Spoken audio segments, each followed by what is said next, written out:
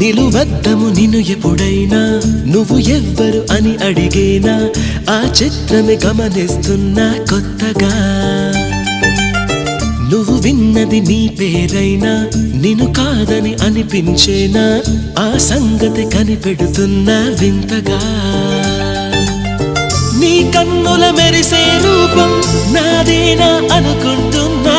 నీ తేనెల పెదవులు పలికే తీయదనం నా పేరేనా అది నువ్వే అని నువ్వే చెబుతూ